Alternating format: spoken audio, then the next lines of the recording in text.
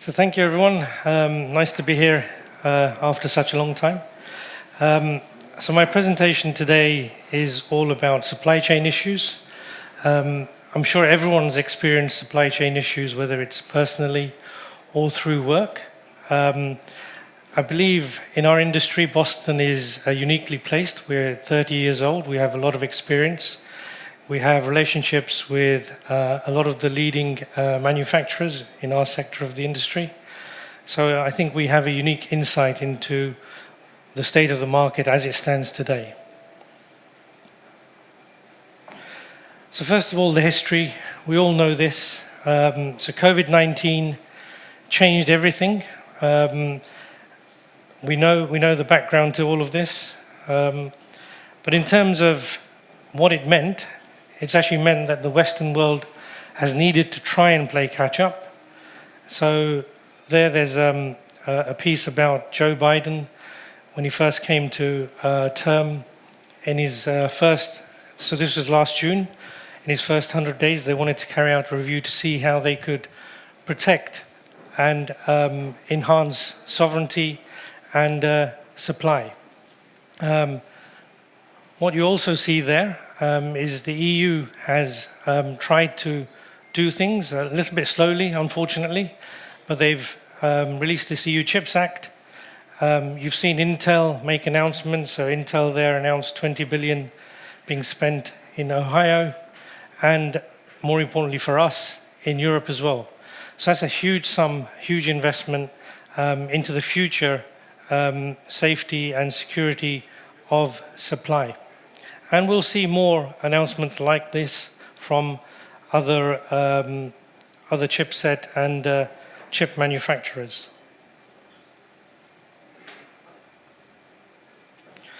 So what are the key challenges that we experience? So at Boston, we carry out a SWOT analysis, which is a regular exercise. So this is within the company and about the business. And then we carry out once a year at least this PESTLE analysis, so political, economical, social, technological, legal, and environmental analysis. So once a year we carry this out, and this gives us allows us to make an informed decision in terms of how we want to invest, how we want to move forwards with the business. But unfortunately, with any of these analyses, nobody, and certainly Boston, didn't predict COVID-19 and the potential ramifications of it. So if we imagine supply chain pre-COVID, let's imagine that everything operated perfectly, right? So at that point in time, we were operating in a just-in-time methodology. So the whole world operated with this just-in-time methodology.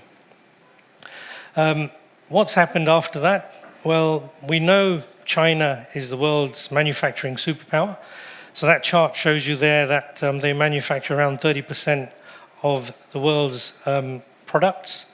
What it doesn't really tell you is, in our sector of the industry, so all components fundamentally originate from China. So not necessarily finished products, but components. So you could buy a motherboard that's made in Taiwan, but many of the components have to come from China. You could buy a power supply made in Germany, but many of the components will come from China. So China, in essence, for our sector of the industry, is the world's factory.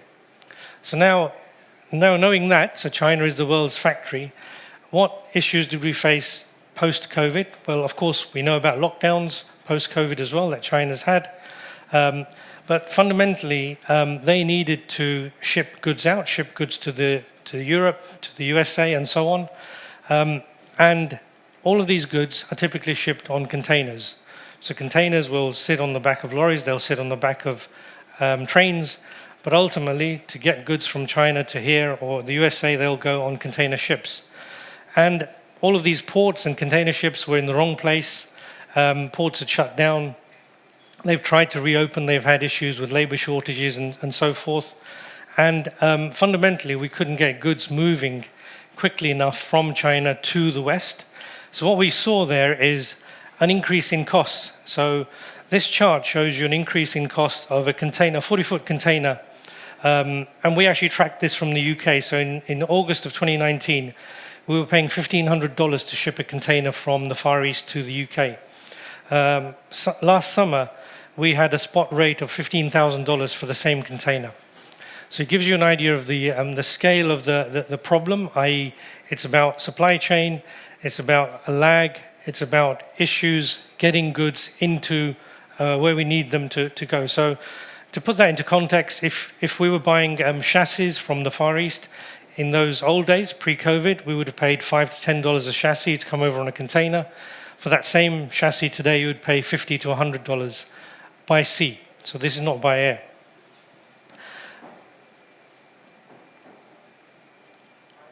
To further demonstrate what has been going on, so one is obviously getting the goods out, paying more money for it. Then there's been issues, of course, in receiving these goods. So if we look at this chart here, this is telling you that the number of containers waiting to be unloaded effectively in the west coast of the USA. So that's Los Angeles and Long Beach. So in the blue there, you see the number of containers that are waiting or loitering, as the Americans would call it, within the 40 mile of the coast. So that's nearly 100 ships. And then in the red, you see other ships that are having to wait further away.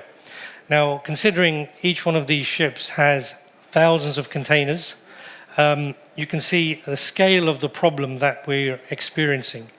You can then magnify this worldwide, because this issue arises everywhere. It's not just in the west coast of USA.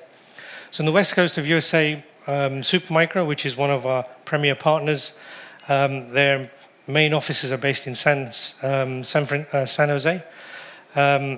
So they've had to, in many instances, redirect containers to northern Canada and then freight them over by train to San Jose.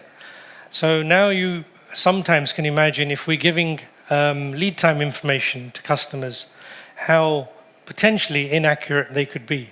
So we could be waiting for a container that's due to dock, but it can't dock.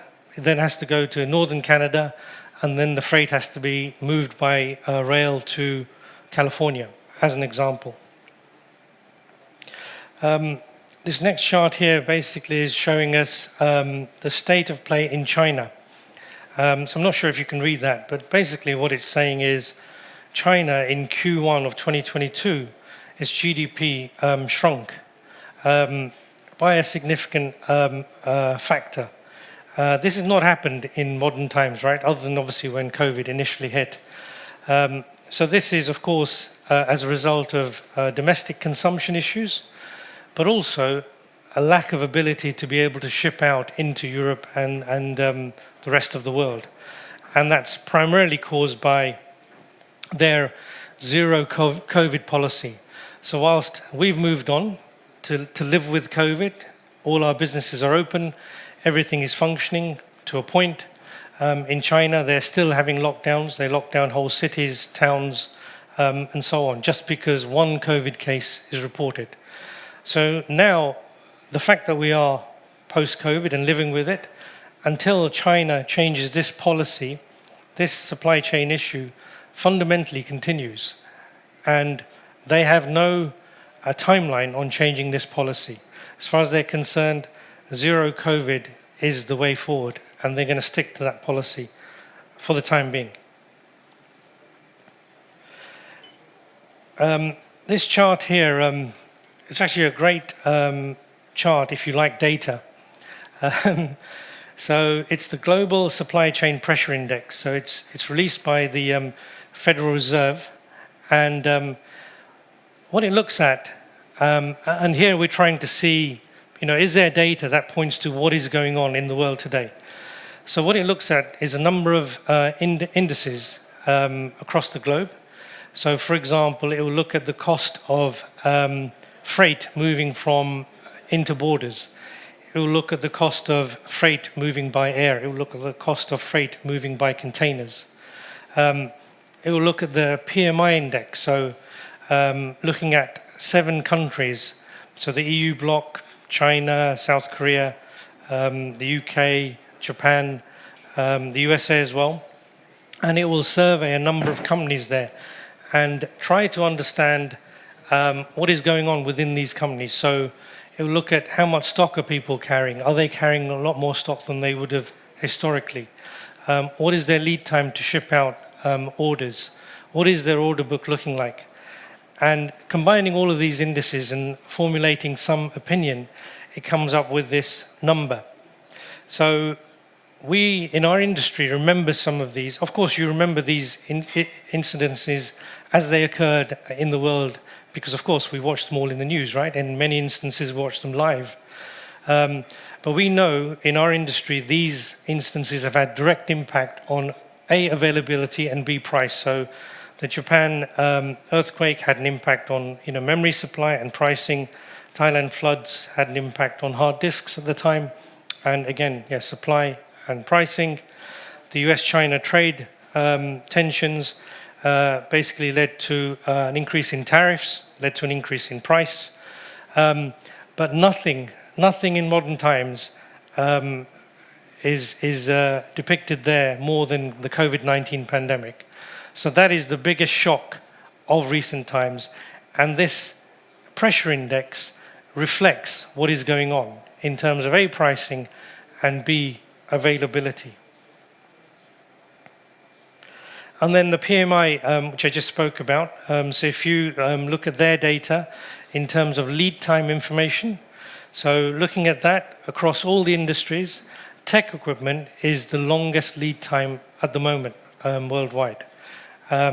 So they would average, from order to manufacturing to delivery is, 30 plus weeks, which is what we're seeing across many components. So, as I mentioned earlier, imagine we were in this perfect world, just in time before. So, just in time meant we carried minimum stock levels, which led to an elimination of waste. Of course, it was a method of keeping costs down because you didn't have to stock as much. It was highly efficient. It was really the Japanese who devised this methodology. And it was used fundamentally by all industries worldwide. So from that, we've gone to what I call JIC, so just in case. So we're living with COVID, and we have to buy stock just in case. So what that means is we have to maximize our stock levels. Of course, this will lead to waste because you will get obsolescence. We're not all magicians and know exactly what to buy and hold in stock. It does lead to increase in costs because, of course, you have to store goods. You have to pay for it. It's highly inefficient. But today, for businesses to survive, this is the way we have to operate. So this is how we are operating today. In addition to those challenges, what else are we experiencing? So again, people will be aware of these things happening at a personal level, but of course at a business level, these things are magnified. So inflation, of course, caused by wage inflation, and obviously shipping costs, the cost of manufacturing, and so on. Initially, everyone thought post-COVID, this inflation issue was a short-term issue. And this is what everyone said. So the Chancellor in the UK said this would last 3 months, 6 months, right? But clearly, it hasn't. It's now become more of a permanent issue. And this is causing, the Federal Reserve and other banks major headaches. How are we going to get inflation down, right? So they only know one mechanism typically, and that is to put interest rates up. The danger, of course, with that is it has an impact on consumer confidence and business confidence as well, potentially. Another issue which everyone's aware of, so energy costs are going up.